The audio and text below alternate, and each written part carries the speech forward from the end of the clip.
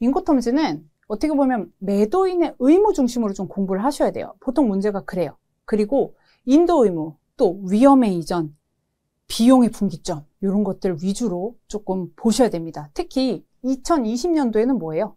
비용에 대해서 이렇게 A9, B9 부분에 다 몰아넣었죠. 그죠? 그래서 이런 비용 발생분, 누가 이만큼 비용을 부담하고 누가 요청했을 때 누구 부담으로 해야 되는지 이런 것도 반드시 아셔야 돼요. 자, 그럼 보실게요.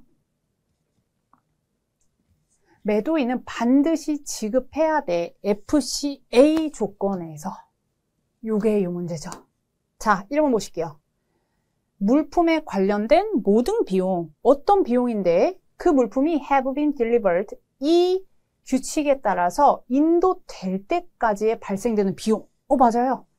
Other than those favored by the buyer under this. 이 규칙에 따라서 바이어가 부담해야 되는 분을 제외하고는 물품이 인도될 때까지는 발생하는 비용은 당연히 매도인이 부담해야 되죠. 1번 맞고. 자, 2번. 운송 서류를 제공하는 비용이에요. 누구에게? 바이어에게. 물품이 인도되었다는 이 운송 서류를 제공을 하는데 드는 비용은 매도인이 부담한다. 자, 틀렸죠? 일단 트랜스퍼 도큐먼트가 아니에요. 이 맥락을 일단은 이해를 하시면 되는 게, 자, FCA, 여러분들 이론 공부하셨죠? FCA는 뭐예요? 운송 수출자가 매도인이 운송계약을 체결할 의무가 있어요? 없죠? 요거 뭐예요? 매도인이 물품을 생산해요. 자신의 공장이나 아니면 기타 장소에서 매수인이 지정한 운송인에게 물품을 인도하면 뭐예요? 인도 의무가 끝나요. 매수인이 지정을 했다. 매수인이 보통은 운송계약을 체결한다는 거죠. 그죠?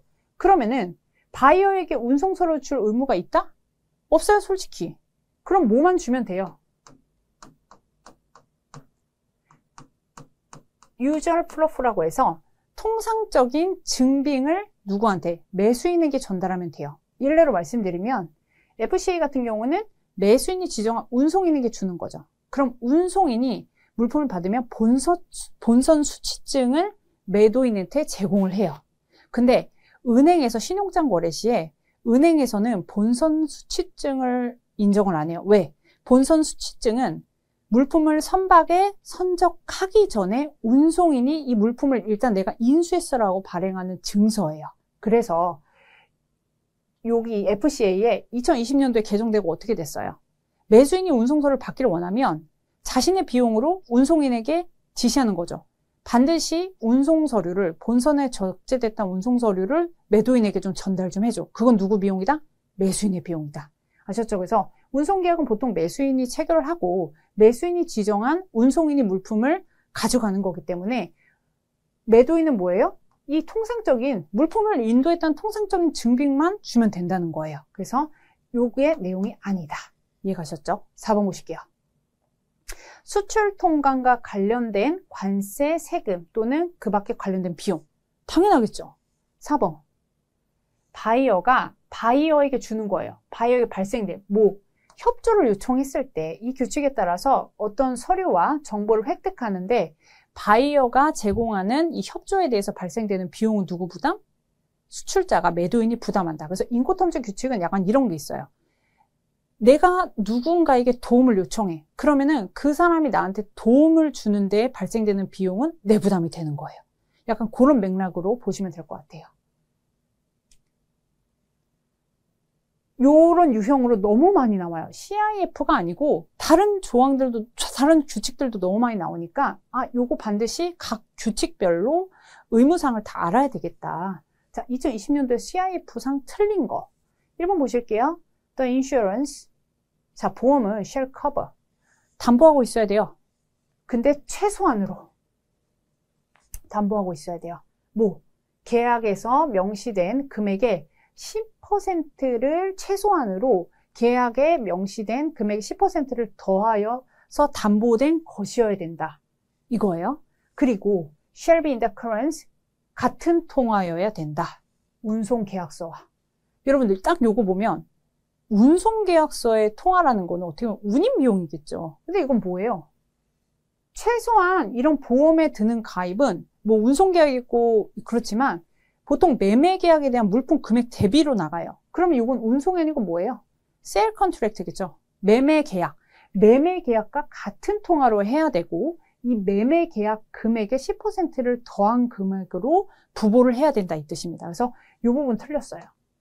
그래서 이런 부분은 좀 잘 알고 계셔야 되겠죠. 그리고 2번부터 4번은 이 CIF의 보험과 관련된 내용이니까 꼭 보셔야 돼요. 자, 보험은 커버해요. 적어도 어디서? 인도 지점. 이 규칙에 따른 인도 지점에서 최소한 지정된 목적항까지 커버하는 거여야 된다.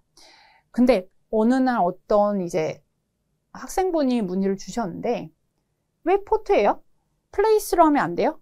자, 인코터프트 규칙은 딱 명시되어 있어요. 그리고 잘 보시면 CIF는 뭐예요? 해상 내수로 운송 규칙입니다. 해상에서 사용되는 조건이에요. 그럼 포트가 아니고 뭐예요? 플레이스가 아니고 포트겠죠. 이런 식으로 좀 유추하시면 돼요. 자, 3번 보실게요. 매도인은 반드시 바이어에게 요거 의무예요. 보험증권. 보험 계약을 체결했단 서류를 바이어한테 줘야 된다는 의미예요. 왜? CIF는 I가 뭐예요? 인슈어런스죠. 수출자가 매도인이 셀러가 매수인을 위해서 보험 계약을 체결을 해야 된다고 명시된 조건입니다. 그렇기 때문에 당연히 보험 계약을 체결했다는 인슈어런스 폴리시 또는 증명서, 기타의 보험 관련 증빙 서류를 제공을 해야 되겠죠. 자, 4번 보실게요. 더군다나 매도인은 반드시 바이어에게 누구의 위험으로, 누구의 비용으로? 바이어의 위험과 비용으로 바이어가 procure any additional insurance 하면 추가 보험을 가입하는데 필요한 정보에 대해서 바이어의 요청과 비용으로 매도인은 반드시 정보를 제공해야 된다 이 뜻이에요. 자, 기본적으로 최소한으로 들어주되 매수인이 더 필요하면 어때요? 결국엔 바이어가 매도인한테 정보를 달라는 거죠. 그러니까 비용은 누구 부담? 바이어의 부담이다. 이렇게까지 좀 생각을 해주세요.